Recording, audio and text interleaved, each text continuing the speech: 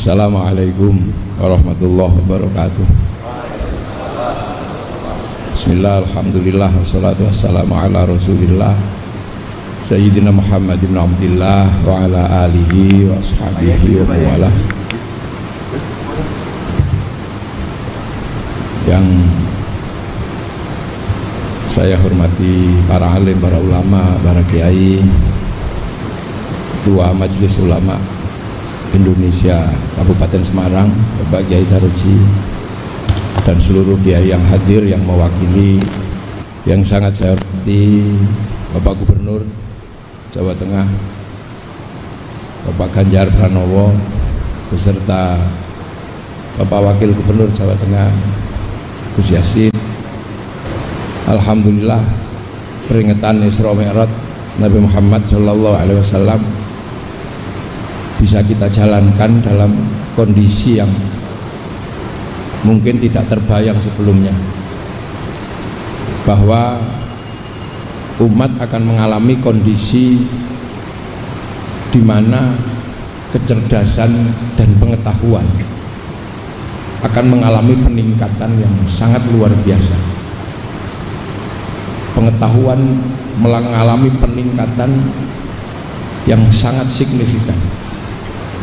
Kecerdasan manusia mengalami peningkatan yang luar biasa, sehingga melahirkan satu periode kehidupan yang disebut milenial. Dan milenial ini adalah mesin pembantai yang luar biasa terhadap hal-hal yang tadinya bersifat konvensional. Millennials killing everything. Milenial membunuh segalanya. Hal-hal yang bersifat konvensional habis dihajar sama milenial. Dulu orang menulis surat cinta oleh milenial, perangko dihabisi oleh video call. Pak Pos habis oleh WhatsApp. Perusahaan-perusahaan besar habis, perusahaan taksi gulung tikar. Kabar-kabar terakhir, mal-mal besar juga sudah mulai akan gulung tikar karena dibunuh oleh milenial yang namanya belanja online. Dan sesuatu yang juga tidak kalah gamblingnya adalah nasib pendidikan. Di dunia milenial, seorang peserta didik bisa belajar tanpa harus mendatangi lembaga pendidikan. Ini adalah sebuah zaman yang percepatannya luar biasa. Nah, zaman ini sebenarnya adalah zaman yang berawal dari sebuah titik-titik yang sudah diberikan tanda oleh Allah. Titik-titik itu adalah satu titik yang akhirnya kemudian Rasulullah diperjalankan dari situ. Jadi titik-titik peradaban ini sudah ditandai oleh Allah. Maka perjalanan Isra Mi'raj Rasulullah sebenarnya adalah perjalanan melewati titik-titik peradaban yang sudah digambarkan oleh Allah. Apa? Yaitu titik minal masjidil haram ilal masjidil aqsa, yang dengan tegas disebutkan subhanalladzi asra bi 'abdihi lailan minal masjidil haram ilal masjidil aqsa alladzi barakna haulahu linuriyahu min ayatina innahu huwas samiul basir. Yang pertama disebut oleh Allah adalah Masjidil Haram. Masjidil Haram adalah sebuah sistem tanda yang sudah jauh sekali oleh Allah ditancapkan menjadi sebuah sistem tanda awal dengan disebut inna awwala baiti wudi'a lin-nasi lalladzi bi Bakkata mubarakah wa hudal lil alamin. Jadi rumah ibadah pertama, rumah pertama di muka bumi itu ya Masjidil Haram yang bertempat di Makkah. Kemudian tempat itu menjadi tempat yang barokah. Nah, barokah itu Allah yang akan mengukurnya. Karena itu tempat barokah, maka kemudian menjadi tempat yang Nabi Ibrahim menyandarkan seluruh keturunannya untuk berada di tempat itu, yang akhirnya disebut dalam Al-Quran ketika Nabi Ibrahim berdoa, Rabbana inni askantu min dzurriyyati biwadin ghairi dzi zar'in, tapi inda baitikal muharram, aku titipkan anak-anak turunanku pada tempat yang tidak ada apa-apa, tapi ini adalah baitikal muharram, awwala baiti wudi'a lin-nasi lalladzi bi Bakkata mubarakah. Artinya tempat ini adalah tempat yang sangat diberkahi. Maka karena itu tempat yang sangat diberkahi, walaupun ghairi dzi zar'in, tidak ada tanaman apapun, Nabi Ibrahim berani berdoa, Rabbana liyuqimus sholata waj'al afidatan minan nasi tahwi ilaihim warzuqhum minas tsamarati la'allahum yashkurun. Di tempat ini berdoa walaupun tidak ada apa-apa, menginginkan seluruh keturunannya adalah punya orang yang kuat dalam keyakinan untuk berpegang teguh kepada Allah, mau menjalankan sholat. Yang kedua, waj'al afidatan minan nasi tahwi ilaihim, hati manusia condong punya rasa cinta terhadap tempat itu, padahal tidak ada apa-apa. Bagaimana mungkin tempat yang tidak ada apa-apa mampu menghasilkan hati yang condong ke tempat itu? Ini doa-doa yang sangat sulit dicerna oleh akal. Yang ketiga, warzuqhum minas tsamarat, minta rizki buah-buahan, padahal ghairi dzi zar'in, seluruh tsamarat itu pasti keluar dari syajarat. Akan tetapi berani berdoa tanpa syajarat, tanpa zar'in, minta tsamarat, warzuqhum minas tsamarat. Artinya bahwa keyakinan Nabi Ibrahim bahwa tempat ini diberkahi adalah sebuah keyakinan yang tidak hanya sebatas keyakinan, tapi uji material menempatkan keturunannya di tempat itu. Itu yang pertama. Dan akhirnya kemudian kita bisa melihat dari tempat itu lahirlah peradaban manusia, yang sampai akhirnya berangkat dari situ lahir peradaban Islam di seluruh dunia. Dan kita bisa lihat sekarang peradaban muslim di seluruh dunia semua berangkat dari awwala baiti wudi'a lin-nasi lalladzi bi Bakkata mubarakah. Negara-negara yang jauh, bahkan kita yang di tempat yang demikian jauh yang namanya Nusantara, kita akhirnya tahwi ilaihim, punya kecenderungan kepada Makkah. Makanya di sini bahkan nama masjid banyak yang nama-nama menggunakan nama-nama bahasa Arab. Anak-anak kecil di pondok-pondok diajari bahasa Arab. Ini artinya apa? Bahwa tempat yang dulu tidak ada apa-apa, ghairi dzi zar'in, mampu menjadi guidance manusia di seluruh dunia, wa hudal lil alamin. Nah, yang kedua, di dalam Isra Mi'raj Rasulullah dihantarkan kepada Masjidil Aqsa alladzi barakna haulahu, yang diberkahi di sekitar Masjidil Aqsa. Dan dari Masjidil Aqsa lahir peradaban-peradaban besar. Peradaban dunia sekarang sebagian besar digerakkan oleh lahir dari Masjidil Aqsa. Suka tidak suka, Eropa digerakkan oleh peradaban yang beragama Yahudi dan Nasrani. Yahudi dan Nasrani membangun peradaban besar yang hari ini ada di Timur Tengah, ada di Eropa. Pusat agama Nasrani berangkat dari Masjidil Aqsa, walaupun sekarang pusat terbesarnya ada di Vatikan dengan pemimpin besarnya yang namanya Paus. Dan dari tradisi Nasrani lahir ilmuwan-ilmuwan besar dunia yang sekarang mempengaruhi kehidupan manusia di muka bumi. Barokah Masjidil Aqsa bisa kita rasakan walaupun berangkat dari agama yang di dalam Al-Quran disebut sebagai agama Nasrani dan agama Yahudi. Suka tidak suka, peradaban-peradaban di Eropa hari ini yang kita bisa nikmati tumbuh dari tradisi keberagamaan Yahudi. Sistem perbankan dunia yang sekarang bisa kita nikmati, yang tadi memberikan bantuan kepada pondok-pondok pesantren, adalah sebuah sistem keuangan dunia yang bangkit dari peradaban orang-orang Yahudi ketika dia membangun sebuah bank yang dikenal dengan Bank Devisa New York, yang akhirnya mengontrol seluruh sistem keuangan dunia yang namanya Wall Street yang ada di Amerika. Artinya barokna haulahu, ada keberkahan di sekitar Masjidil Aqsa hari ini. Peradaban besar dunia bangkit dari sana.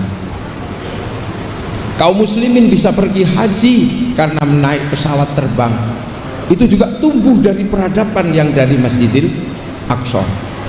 Orang-orang Yahudi, orang-orang Nasrani yang pinter-pinter di Timur Tengah mampu membuat teknologi pesawat terbang.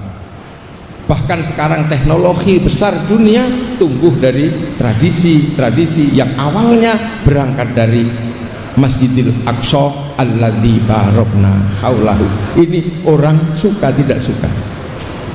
Nah, yang kaum muslimin berangkat dari sebuah tempat yang sangat kecil, yang tidak ada apa-apa, membangun peradaban dunia, dan sekarang bersinergi, saling ketemu, saling mengisi. Masjid yang dibangun oleh kaum muslimin diisi oleh tradisi jam yang tadinya berawal dari tradisi gereja, tradisi lonceng besar yang kemudian berubah menjadi kotak dikasih isi, dan sekarang kemudian berubah menjadi jam tangan yang pakai angka-angka, kemudian berubah menjadi huruf-huruf seiring dengan perkembangan zaman menjadi jam digital, dan jam itu masuk masjid. Bahkan hari ini apa yang dilakukan oleh manusia-manusia di muka bumi adalah manusia-manusia yang saling berbagi dan saling harus memahami. Makanya kemudian ketika perjalanan manusia dari awal manusia oleh Allah disebut waja'alnakum syu'uban wa qabaila lita'arufu, harus saling pengertian. Karena sekarang apa yang disebut barokah Masjidil Haram, barokah Masjidil Aqsa bertemu dalam dunia yang sama dan saling berbagi dan saling mengerti. Ini hari ini sampai akhirnya kemudian perjalanan hidup manusia menemukan sebuah zaman yang kemudian dikenal dengan zaman milenial yang percepatannya luar biasa. Bahkan manusia mampu membuktikan keampuhan dan kekuatannya, yang ketika malaikat pertama kali ketika manusia mau dibikin, malaikat sempat komplain, ataj'alu fiha may yufsidu fiha wa yasfiku dima, apakah engkau akan menciptakan makhluk yang senangannya merusak dan menumpahkan darah? Karena malaikat ini statis, malaikat melihat bahwa dunia itu harus berjalan sesuai dengan awalnya. Bambu ketika tumbuh harus mati sebagai bambu, ketika hutan dibikin oleh Allah harus berakhir sebagai hutan. Tapi tidak bisa ketika ketemu manusia, karena manusia pasti merusak hutan. Karena kalau bikin rumah dari kayu pasti menebang pohon. Dalam pandangan malaikat itu merusak, tapi dalam pandangan kehidupan itu adalah bagian dari simbiosis yang tidak mungkin bisa ditiadakan. Manusia pasti akan merusak rumahnya Yuyu, rumahnya apa? Yuyu itu apa bahasa Indonesianya? Rumahnya Kepiting pasti akan merusak ketika mau bikin lapangan sepak bola, pasti menutup rumah Yuyu itu. Manusia kalau mau bikin rumah pasti akan merusak gunung-gunung, karena manusia bikin rumah dari batu. Dan manusia pasti akan menumpahkan darah ketika manusia butuh protein, karena protein itu disiapkan di kambing. Kalau kambing tidak ditumpahkan darahnya, maka kambing tidak bisa dimakan oleh manusia. Dan setiap hari manusia menumpahkan darah ayam entah berapa juta liter setiap hari. Tapi di dalam pandangan malaikat yang statis itu adalah termasuk yufsidu fiha wa yasfikut dima. Sehingga kemudian manusia mengalami perputaran yang luar biasa. Manusia mengalami lompatan-lompatan kehidupan yang mungkin juga malaikat juga sangat malaikat juga mungkin ini ternyata yang disebut ahsani takwim menunjukkan kekuatannya. Dulu ketika manusia sendiri dia cari makan, begitu cari makan dia capek, dia perintahkan anjing untuk mengejar makanannya. Begitu sudah capek manusia berhenti bercocok tanam. Ketika harus mengolah sawah manusia kelelahan, cari sapi untuk mengerjakan sawahnya. Sampai satu ketika akal manusia mampu membuat mesin sehingga lahirlah traktor. Sapi pensiun, anjing berburu pensiun karena ketemu tembak. Bahkan jin-jin juga harus mengalami peristirahatan panjang karena sudah tidak lagi digunakan oleh manusia. Jin dulu yang punya tugas ngangkat-ngangkat barang berat di zaman Nabi Sulaiman bikin bangunan, sekarang jin-jin yang bagian ngangkat berat sudah diganti kren sama traktor sama bulldozer. Jin harus pensiun. Dulu jin-jin yang bertempat pada pring petuk, yang kalau ada pembicaraan sesuatu harus mengalami negosiasi tertentu dengan jin-jin tertentu. Sekarang jin pring petuk pensiun karena sistem negosiasi manusia sudah lebih maju dan tidak lagi menggunakan pring petuk. Ini zaman akan terus berubah sampai akhirnya apa yang dulu hanya bisa dikerjakan oleh para wali, sekarang oleh anak milenial bisa dikerjakan dengan mudah. Dulu yang bisa berbicara dari jarak jauh, pertemuan dari jarak jauh, para wali hanya para wali yang bisa ketemu dari tempat sama sementara berada di tempat yang berbeda-beda. Wali Songo bisa rapat di Pamijahan padahal para wali berada di rumahnya masing-masing. Sekarang yang penting punya kuota bisa melakukan rapat dari jarak jauh. Dan ini zaman ini melakukan pergeseran yang luar biasa.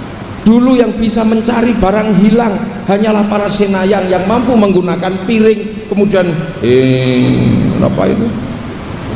Mirror on the wall gitu. Sekarang sudah kalah dengan CCTV. Manusia sampai pada satu titik di mana manusia bisa bertemu tanpa harus kemana-mana. Ini milenial, the real milenial yang semuanya berangkat dari dua tempat yang sangat jauh, dari Makkah dan dari Masjidil Aqsa. Ini peradaban baru. Bahkan sekarang manusia bisa sambil tidur-tiduran bisa berjalan kemana-mana, sehingga Telkom kehilangan wartel.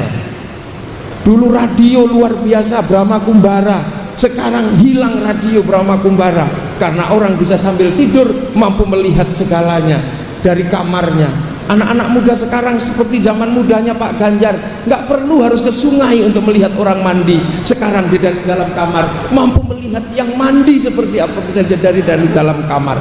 Yang penting punya kuota. Maka apa yang dulu disebut dunia dikontrol oleh dari satu titik, teknologinya pun bisa ditemukan.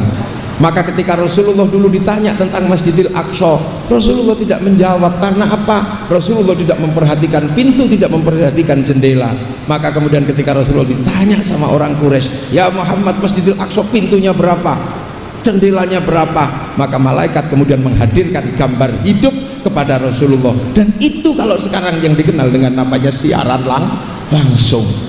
Semuanya sudah bisa diteknologikan, sehingga manusia tidak perlu kemana-mana. Dulu orang rindu pasti harus membayangkan surat, sekarang orang rindu tinggal buka video call. Ini peradaban manusia ya. Dan ini ketemu, yang menyiapkan video call adalah WhatsApp, yang menyiapkan ketemu dengan orang-orang lain adalah Facebook. Dan Facebook serta WhatsApp miliknya Kun sama miliknya Mark Zuckerberg yang beragama, yang bersumber dari Masjidil Aqsa alladzi barakna haulahu.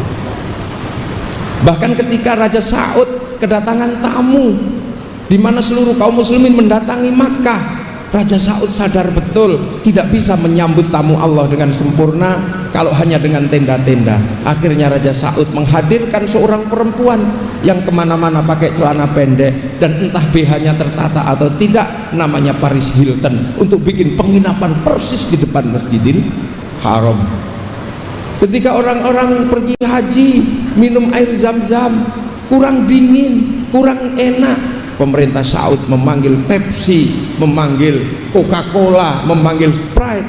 Ketika daging unta sudah tidak mencukupi untuk dimakan seluruh tamu Allah, maka kemudian pemerintah Saudi yang jelas-jelas pemerintahan muslim berangkat dari awal baiti budi alin nasi, memanggil McD, memanggil Kentucky, bahkan akhirnya kemudian alat transportasi memanggil Samyong dari Cina. Ini peradaban sudah mulai ketemu. Tidak harus kemana-mana, orang bisa ketemu. Tidak harus ke Afrika, orang bisa melihat Afrika, cukup di dalam kamar. Makanya sesungguhnya ketika ada corona, di mana sebuah penyakit yang menghantui seluruh dunia ini terjadi, sesungguhnya corona tidak lain dan tidak bukan adalah finishing touch peradaban milenial. Orang tidak boleh ketemu karena corona, itu sudah bisa difasilitasi oleh Facebook. Orang tidak harus kemana-mana, ketika jalan bertanya sama orang sudah bisa diwakili oleh Google Map. Orang tidak harus kemana-mana beli makanan, bisa diwakili oleh Gojek, diwakili oleh GoFood. Orang tidak harus kemana-mana merindukan pacarnya, tidak perlu apel, cukup dengan membuka video call. Artinya kehidupan manusia dengan social distansi sudah diwakili oleh peradaban modern yang namanya milenial. Dan percepatan manusia luar biasa. Dulu untuk sampai ke Afrika butuh waktu mungkin 11 bulan. Orang pergi haji sampai ke Mekah butuh waktu 7 bulan. Orang pergi dari Makkah ke Madinah butuh waktu 3-4 hari. Sehingga ketika terjadi wabah di sebuah tempat, virusnya mati ketika bergerak ke tempat lain karena jauh. Virus yang hidup selama 24 jam sekalipun akan mati ketika dibawa oleh orang dari Surabaya ke Jogja karena jalan kaki dari Surabaya ke Semarang. Tapi sekarang virus tidak akan pernah mati karena manusia lebih cepat daripada kehidupan virus. Virus corona di tempat lembab bisa hidup selama 36 jam. Akan tetapi manusia bisa menempuh dari Jakarta ke Makkah dalam waktu 9 jam. Maka ketika ada virus yang menempel sampai di Makkah, dia belum mati. Berada di ruang panas 4 jam. Surabaya Jogja pesawat cuma 1 jam. Surabaya Semarang 1 jam. Semarang Jakarta cuma 1 jam seperempat. Artinya virus itu belum mati. Maka dengan nalar manusia yang bergerak demikian cepat, maka ketika virus menjadi internasional, maka itu juga bukan sesuatu yang aneh. Jadi yang sekarang transnasional bukan cuma peradaban. Orang sepak bola di sini bisa langsung dilihat di Afrika. Maka jangan heran ketika transnasional pengetahuan, transnasional peradaban, transnasional informasi, maka jangan heran kalau kemudian ada virus yang berskala transnasional. Ini yang kadang kita nggak bisa terima. Itu tadi yang disurvei oleh Pak Ganjar adalah orang-orang yang ketutup transnasional tapi pikirannya regional. Jadi seolah-olah virus ini adalah sesuatu yang bersifat regional. Makanya tidak heran kalau kemudian ketika ada vaksinasi, dia juga tetap berpikir ini regional. Kita ini sebentar lagi dunia akan sambat sama WHO. Ketika hari ini WHO sudah tidak lagi bisa mengkontrol vaksin. Kenapa? Hanya negara-negara kaya yang diutamakan oleh pabrik-pabrik vaksin, sementara negara-negara miskin nggak kebagian. Maka sesungguhnya berbahagialah Indonesia kebagian vaksin, karena negara produsen sendiri juga butuh vaksin. Dan ini fenomena dunia. Vaksin itu bukan fenomena Indonesia, vaksin itu fenomena dunia. Maka saya kemarin usul sama Pak Ganjar, siapapun hari ini yang menolak vaksin silahkan, tapi pemerintah Jawa Tengah dan bekerja sama dengan Bank Jateng akan membuat sayembara. Siapapun yang paling kuat punya argumen untuk menolak vaksin akan diambil 10 orang, tapi dia juga harus menolak vaksin secara tegas bahwa dia tidak mau divaksin. Akan ada sayembara yang saya minta memberikan hadiah besar buat mereka yang menolak vaksin. Apa hadiahnya? Umroh. Silahkan tolak vaksin sehebat apapun dengan argumentasi apapun, tapi kasih hadiah umroh. Saya yakin kalau dikasih hadiah umroh, pasti dia akan berhadapan dengan sistem pemerintahan Saudi bahwa hanya bisa menerima peserta umroh yang sudah divaksin, baik meningitis maupun vaksin COVID. Pasti itu. Dan mereka akan baru tahu sampai di Makkah ternyata COVID dan meningitis itu ternyata bersaudara. Itu baru tahu. Loh, ini fenomena dunia, ini bukan fenomena Indonesia. Makanya sistem peradaban dunianya diterima, tapi begitu ada penyakit yang berskala transnasional, ini nggak bisa diterima. Sama dengan peradabannya diterima, sama dengan peradaban ini kita terima semua. Facebook kita terima, WhatsApp kita terima, peralatan rumah tangga dari Cina kita terima, dari negara-negara manapun kita terima sebagai bagian dari kehidupan masyarakat kekinian. Tapi begitu dengar nama Cina alergi, dengar nama Yahudi alergi, dengar nama Nasrani alergi. Padahal setiap hari kita sudah ketemu dalam satu peradaban yang sama, satu peradaban yang utuh. Ini adalah nalar paradok masyarakat modern pasca materialisme. Dan ini harus menjadi catatan-catatan besar. Maka saya minta kepada Pak Ganjar dan yang memegang uang dari Bank Jateng, dan ini mungkin ketua panitianya langsung ketua MUI sama Kanwil Pak ya, untuk bikin sayembara lomba karya tulis ilmiah tentang tidak butuhnya vaksin dan tentang kejahatan vaksin. Bila perlu dalil-dalil agama silakan keluar semua, dan pemenangnya juga tidak boleh divaksin. Karena apa? Karena dia harus mempertanggungjawabkan keyakinannya, tapi hadiahnya adalah haji dan umroh. Monggo. Hadiahnya haji dan umroh, dah, monggo. Atau kemudian orang-orang itu nggak usah disuruh, langsung dipanggili semua yang jadi berangkatkan umroh dan haji, silakan. Nah, kalau nggak bawa surat vaksin suruh pulang. Loh, ini fenomena dunia, ini standar dunia. Agama sudah menjadi keyakinan dunia yang berawal dari tempat yang ghairi dzar'in, agamanya menjadi agama dunia. Yang berangkat dari Masjidil Aqsa alladzi barakna haulahu, ini sudah menjadi peradaban dunia, dan peradaban ini akan saling mengisi sampai nanti apa finishing touch berikutnya hanya Allah yang tahu. Tapi umat akan berlomba-lomba dalam kebaikan, umat akan berlomba-lomba dalam kebenaran, dan itu adalah fenomena yang tidak akan bisa dihindari. Maka Isra Mi'raj ini sebenarnya mengajarkan bahwa alladzi barakna haulahu yang ada di Masjidil Aqsa dan Masjidil Haram yang disebut dalam ayat itu, dua-duanya sekarang menjadi peradaban dunia. Tinggal satu yang pasti saya kadang bertanya, yaitu peradaban Hindu yang ada di India. Apakah ini bersumber dari Masjidil Aqsa atau bersumber dari Masjidil Haram? Tapi baik yang di Masjidil Haram maupun yang di Masjidil Aqsa ada kata yang sangat mirip. Yang di Masjidil Haram ada Ibrahim, yang di Masjidil Aqsa ada Abraham. Tapi yang ada di India ada yang bernama Brahma. Apakah Brahma, Ibrahim sama Abraham ini adalah sosok yang sama? Wallahu a'lam, nggak ada yang tahu. Tapi ada kesamaan di depan nama istrinya masing-masing. Kalau disebut Ibrahim istrinya Sarah, kalau disebut Abraham istrinya Sarah, kalau disebut Brahma istrinya Saraswati. Ini butuh orang-orang ilmiah nanti Kanwil Depak ini yang memfasilitasi penelitian. Karena pada satu titik dunia akan ketemu. Dan ketika dunia ketemu dan sudah saling mengisi, maka kemudian dunia akan menjadi sesuatu yang ensiklopedik.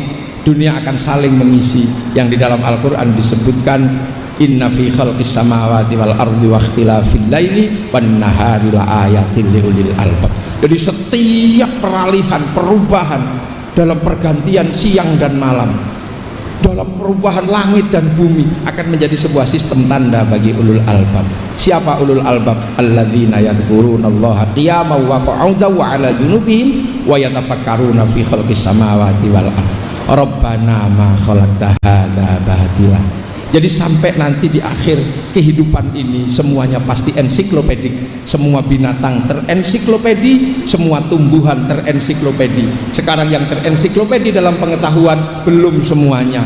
Makanya inilah yang membuat keyakinan oleh para kiai kiamat belum datang. Karena apa? Dunia belum ensiklopedik, dan ensiklopedi terakhir akan ada dari Indonesia. Kenapa? Karena ragam hayati terbanyak dari Indonesia, ragam nabati terbanyak dari Indonesia, ragam kehidupan terbanyak ada di Indonesia, bahkan ragam hantu terbanyak ada di Indonesia. Ini. Jadi kalau kehidupan itu nanti ensiklopedik, maka akan berakhir dari Indonesia. Dan itu berkali-kali disampaikan oleh Mbah Mun tentang Maroko, Marrakesh, Merauke. Itu berkali-kali Mbah Mun menyampaikan itu apanya Gus Yazid. Jadi ensiklopedik kehidupan terakhir itu nanti ada dari Indonesia. Ensiklopedi nyamuk terbanyak di Indonesia, ensiklopedi bambu terbanyak di Indonesia. Sementara dunia dijanjikan akan akhirnya ada ketika Rabbana ma khalaqta hadza batila. Ya Allah, tidak ada yang sia-sia. Sekarang yang ketahuan baru jeruk, yang ketahuan baru kunyit, tumbuhan yang lain terakhir ketahuan apa ensiklopedinya porang. Tapi jangan ikut-ikutan makan porang. Kenapa? Karena porang nggak bisa dimakan mentah. Artinya kalau jadi bahan olahan tetap lebih baik nasi daripada porang, karena nasi dimakan mentah bisa tidak beracun.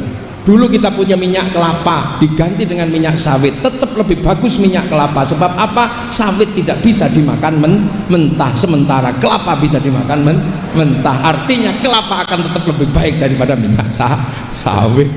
Ini pasti nanti akan kembali kepada minyak sawit. Nah itu maka sekarang itu perjalanan Aqsa dan perjalanan Masjidil Haram sudah sampai pada satu titik, ada yang mundur, ada yang ini biasa. Makanya kita melihat fenomena benturan ini karena banyak yang mundur.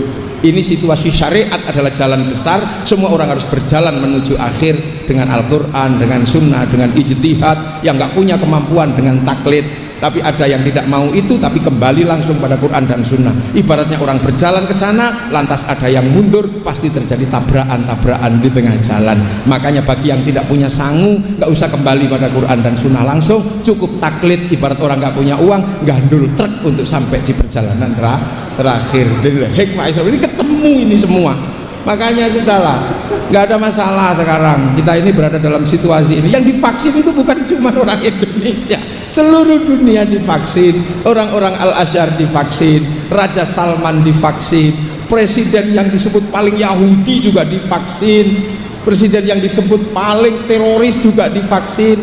Bahkan Amerika juga 2 presiden yang berseteru juga divaksin, baik Trump maupun Biden juga divaksin. Loh kok tiba-tiba ketika berskala internasional dalam pemikiran dan dalam praktek, tiba-tiba ada orang yang kemudian tetap bertahan pada bersifat regional, dan regionalnya bukan regional yang partisipatif, tapi regional yang menolak. Ini adalah kontradiksi berpikir, dan ini harus disembuhkan di Indonesia maupun beberapa negara. Dan siapa yang menyembuhkan? Ini tugasnya pendidikan yang ada di Indonesia, tugasnya para kiai. Maka untuk menyembuhkan ini sudah betul kalau kemudian pesantren dikasih insentif, dikasih bantuan, karena di tangan beliau-beliau inilah nasib manusia yang akhirnya akan menentukan bahwa kehidupan ke depan adalah kehidupan yang terbuka, kehidupan yang saling mengerti, kehidupan yang saling memahami. Wallahul muwaffiq ila aqwamit thoriq. Assalamualaikum warahmatullahi wabarakatuh.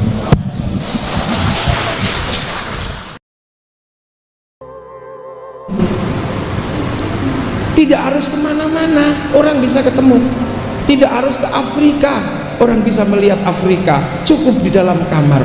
Makanya sesungguhnya ketika ada corona, di mana sebuah penyakit yang menghantui seluruh dunia ini terjadi, sesungguhnya corona tidak lain dan tidak bukan adalah finishing touch peradaban milenial. Orang tidak boleh ketemu karena corona, itu sudah bisa difasilitasi oleh Facebook. Orang tidak harus kemana-mana, ketika jalan bertanya sama orang sudah bisa diwakili oleh Google Map. Orang tidak harus kemana-mana beli makanan, bisa diwakili oleh Gojek, diwakili oleh GoFood. Orang tidak harus kemana-mana merindukan pacarnya, tidak perlu apel, cukup dengan membuka video call. Artinya kehidupan manusia dengan social distansi sudah diwakili oleh peradaban modern yang namanya milenial. Dan percepatan manusia luar biasa.